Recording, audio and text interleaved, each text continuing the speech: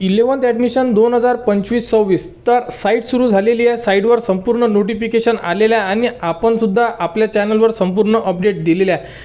तर विद्यार्थी नोंदणी कसे करू शकतात या संदर्भात संपूर्ण अपडेट आपण या व्हिडिओमध्ये बघणार आहे। आणि हे जे रजिस्ट्रेशन असणार आहे हे डेमो रजिस्ट्रेशन असणार आहे। यामध्ये काही चुका झाल्या तरी आपल्याला काही फरक पडणार नाही, कारण 21 तारखेपासून मेन रजिस्ट्रेशन सुरू होणार आहे। 11th ॲडमिशन 2025-26च्या साईटवर या साईट तुम्हाला व्हिडिओच्या डिस्क्रिप्शनमध्ये दिलेली आहे। यावरती दिलेली संपूर्ण इन्फॉर्मेशन एकदा तुम्ही रीड करू शकता।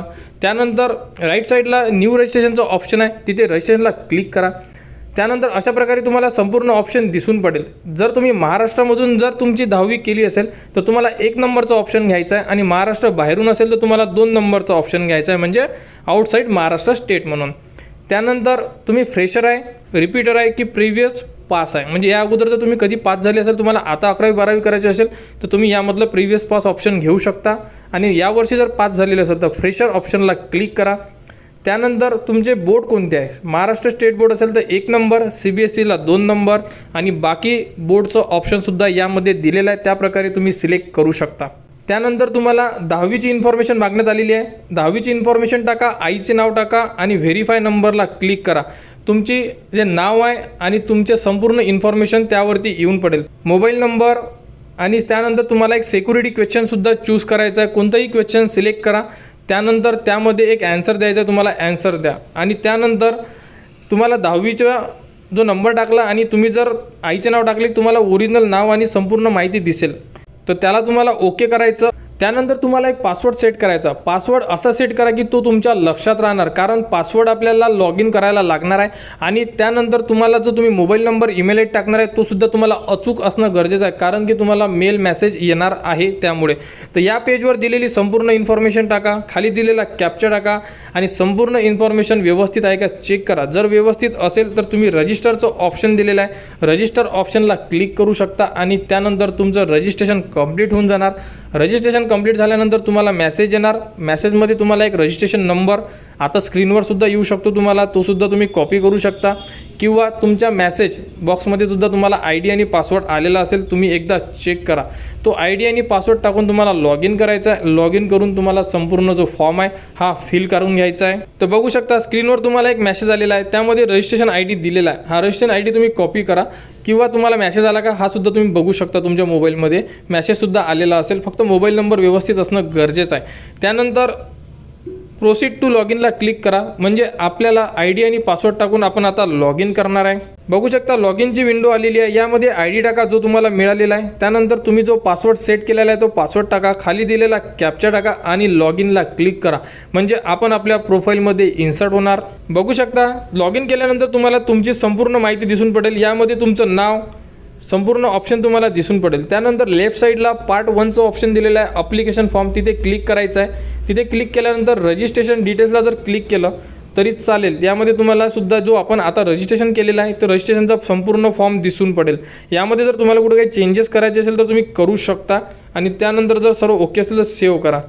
त्यानंतर बघा पर्सनल डिटेल्समध्ये तुम्हाला संपूर्ण नाव, आईचे नाव, त्यानंतर तुम्हाला शाळेचे नाव दिसेल आणि तुम्हाला इथे तुमची डेट ऑफ बर्थ टाकायची आहे। तर तुमची जेही डेट ऑफ बर्थ आहे ही तुम्हाला इथे इन्सर्ट करून घ्यायची आहे। डेट ऑफ बर्थ टाका, संपूर्ण जी माहिती तुम्हाला दिसत आहे ही माहिती एकदा चेक करा। जर सर्व ओके असेल तर तुम्ही ह्या पेजला सुद्धा सेव्ह आणि नेक्स्ट करू शकता। त्यानंतर तुम्हाला विचारण्यात येणार तुमचा ॲड्रेस, तर तुमचा जोही ॲड्रेस आहे तुमच्या आधारवर असेल तर आधारनुसार सुद्धा तुम्ही ॲड्रेस टाकू शकता। तर यामध्ये ॲड्रेस टाका, डिस्ट्रिक्ट टाका, स्टेट टाका, तालुका टाका आणि पिनकोड टाका। संपूर्ण माहिती फिल करून घ्या, तुम्ही आधारनुसार करू शकता। जर आधार कार्डनुसार नसेल करायचं तर तुम्ही तुमचा वेगळा सुद्धा ॲड्रेस जोही असेल तुमचा तो ॲड्रेस तुम्ही टाकू शकता। संपूर्ण ॲड्रेस यामधला फिल करून घ्या, जेही ऑप्शन दिलेले आहे एकदा रीड करा आणि ऑप्शन त्याप्रकारे भरून घ्या आणि त्यानंतर सेव्ह अँड नेक्स्टला क्लिक करा। त्यानंतर तुम्हाला बघू शकता कॅटेगरीच्या थोडी इन्फॉर्मेशन मागण्यात आलेली आहे। यामध्ये तुमची जी कास्ट आहे ही कास्ट तुम्हाला पहिल्या ऑप्शनमध्ये सिलेक्ट करून घ्यायची आहे की तुमची कास्ट कोणती आहे, OBC, SC, ST, NT यापैकी जी तुमची कास्ट असेल ती कास्ट तुम्हाला सिलेक्ट करायची आहे आणि तुम्हाला कास्ट सर्टिफिकेटसुद्धा लागणार आहे। तर बघू शकता या विद्यार्थ्याची कास्ट SC आहे, इथे SC सिलेक्ट केला आहे। त्यानंतर विचारण्यात आलेलं आहे की तुमच्याकडे कास्ट सर्टिफिकेट आहे का, तर तुम्हाला इथे यस सिलेक्ट करायचं आहे, कारण जर तुम्ही यस नाही केलं तर तुम्हाला इथे ओपन कॅटेगरीमधून ग्राह्य धरण्यात येणार आहे। कोणत्या स्टेटमधून तुमची कास्ट काढली, महाराष्ट्र, कोणत्या डिस्ट्रिक्टमधून काढलेली आहे हे सुद्धा तुम्हाला इथे टाकायचं आहे। ते इथे टाका आणि त्यानंतर विचारण्यात येत आहे की तुमची कॅटेगरी म्हणजे ॲडमिशनसाठी कोणत्या कॅटेगरीमधून तुम्ही ॲडमिशन घेणार. इथे सुद्धा तुम्ही SC करा, कारण तुम्ही जी कास्ट आहे तीच करायची, ओपन करायची गरज नाही आहे. त्यानंतर बाकीसुद्धा यामध्ये रिझर्वेशन मागण्यात आलेलं आहे, म्हणजे विचारण्यात आलेलं आहे की जसं की तुम्ही हँडिकॅप आहे का असाल तर येस करा, अदरवाईज नो करा. त्यानंतर प्रोजेक्ट ॲफेक्टेड म्हणजे प्रकल्पग्रस्त आहात का असाल तर येस करा, अदरवाईज नो करा. त्यानंतर ट्रान्सफर टू ऑनलाईन प्रोसेस यालासुद्धा नो करा. ग्रँडफादर फ्रीडम फायटर असाल तर येस करा, अदरवाईज नो करा. त्यानंतर आई वडीलमधून कोणी जर तुमचं एक सर्व्हिसमॅन असेल तर तुम्ही येस करू शकता किंवा नसेल तर नो करा. त्यानंतर स्पोर्टमध्ये जर तुम्ही असाल तर येस करा, अदरवाईज नो करा. अशा प्रकारे संपूर्ण माहिती एकदा रीड करा आणि त्यामध्ये तुम्हाला येस नोमध्ये ॲन्सर द्यायचा आहे. तुम्ही येस नोमध्ये ॲन्सर देऊ शकता. त्यानंतर जे विद्यार्थी मायनॉरिटीमध्ये असाल ते विद्यार्थी मायनॉरिटीला येस करू शकतात आणि जे मायनॉरिटीमध्ये नसेल ते विद्यार्थी तिथे नो करतील. त्यानंतर इन हाऊस कोटा म्हणजे जे विद्यार्थी 10वी केलेली आहे तिथेच जर तुम्हाला 12वी म्हणजे 11वी 12वी करायची असेल तर इन हाऊस कोट्याला येस करा, अदरवाईज तिथे नो करा. अशा प्रकारे संपूर्ण जे रिझर्वेशनचं पेज आहे कास्ट आणि रिझर्वेशनचं हे पेज तुम्हाला फिल करून घ्यायचं आहे. जर तुम्हाला वाटत आहे संपूर्ण माहिती आपण भरलेली व्यवस्थित आहे तर तुम्ही सेव्ह आणि नेक्स्टला क्लिक करू शकता. फक्त कुठे एकदा चेक करून घ्या की कुठे काही चुका झालेल्या आहे का. तर अशा प्रकारे संपूर्ण पेज फिल करून घ्या. त्यानंतर क्वालिफिकेशन डिटेल्स तुमची 10वीची इन्फॉर्मेशन ॲटोमॅटिक येऊन जाणार. तुम्हाला किती मार्क्स मिळालेले आहे सब्जेक्ट वाईजसुद्धा तुम्हाला संपूर्ण मार्क्स येऊन जाणार. यामध्ये एकदा चेक करा संपूर्ण माहिती बरोबर आहे का. तुमचे पर्सेंटेज तुमचे मार्क्स संपूर्ण बरोबर असेल तर तुम्हाला काही करायची गरज नाही आहे. डायरेक्ट तुम्ही सेव्ह अँड नेक्स्टला क्लिक करू शकता. त्यानंतर बघा इथे तुम्हाला अप्लिकंट डॉक्युमेंट व्हेरिफिकेशन डिटेल्स तर तुम्हाला इथे ऑप्शन सिलेक्ट करायचं आहे. म्हणजे तुमच्या जवळपास जेही कॉलेज असेल, आजूबाजूला भरपूर कॉलेजेस असतात, प्रायव्हेट कॉलेज आहे, गव्हर्नमेंट कॉलेज आहे, यामधून एक ऑप्शन तुम्हाला म्हणजे एक कॉलेज सिलेक्ट करायचं आहे जिथे तुम्ही डॉक्युमेंट व्हेरिफिकेशनला जाणार. तुमचे कास्ट सर्टिफिकेट हे डॉक्युमेंट असेल हे तुम्हाला घेऊन जायचं आहे तिथे डॉक्युमेंट आणि एकदा त्यांच्या म्हणजे जेही तिथे व्हेरिफिकेशन सेंटरला सर वगैरे असेल त्यांच्याकडून तुम्हाला जे डॉक्युमेंट्स आहे व्हेरीफाय करून घ्यायचे आहे. त्यानंतरच तुम्ही कॉलेजचे नाव टाकू शकता म्हणजे ऑप्शन फॉर्म भरू शकता. तर सध्या हे ऑप्शन लॉक आहे कारण हा फॉर्म डेमो असल्यामुळे. तर आपण 21 तारखेला जो फ्रेश फॉर्म देणार आहे त्यामध्ये संपूर्ण ऑप्शन आणि कॉलेज कसं सिलेक्ट करायचं या संदर्भात सुद्धा जे ऑप्शन येईल ते तुम्हाला आपण व्हिडिओमध्ये दाखवणार आहे. तर सध्या हे ऑप्शन डेमो असल्यामुळे आपण डायरेक्ट याला नेक्स्ट करू. त्यानंतर तुम्हाला इथे अपलोड करायचे आहेत डॉक्युमेंट्स, कास्ट सर्टिफिकेट, 10वीची मार्कशीट आणि स्कूल लिव्हिंग सर्टिफिकेट म्हणजे TC. अशा प्रकारे 3 डॉक्युमेंट्स इम्पॉर्टंट मागितलेले आहे. परंतु आपण यामध्ये फक्त 10वीची मार्कशीट ही सुद्धा ऑनलाईनची अपलोड करणार आणि कास्ट सर्टिफिकेट विद्यार्थ्याचे हे आपण ओरिजिनल अपलोड करणार. अशा प्रकारे 2 डॉक्युमेंट्स यामध्ये अपलोड करा. TC मिळाली नसल्यामुळे आपण TC अपलोड करणार नाही आहे, ती TC आपण नंतर अपलोड करू.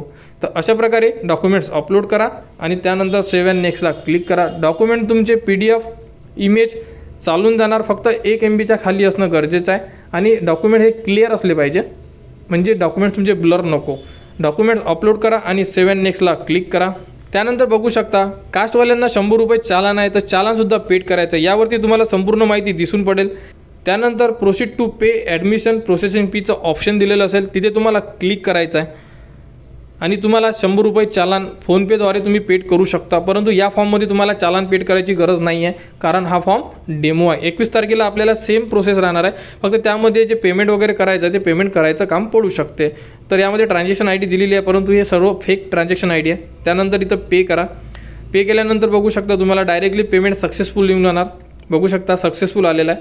रिसिप्ट डाउनलोड करू शकता. त्यानंतर तुम्ही इथून जर नेक्स्ट केलं तर तुम्हाला तुमचा जो फॉर्म आहे म्हणजे जो आपण आता फिल केलेला आहे संपूर्ण ज्या 7-8 स्टेप होत्या संपूर्ण फॉर्म तुम्हाला एकदा चेक करणार आहे. यामध्ये एकूण एक इन्फॉर्मेशन संपूर्ण अपडेट तुम्हाला चेक करायचं आहे जेही तुम्ही यामध्ये फिल केलेलं आहे. संपूर्ण माहिती चेक करा.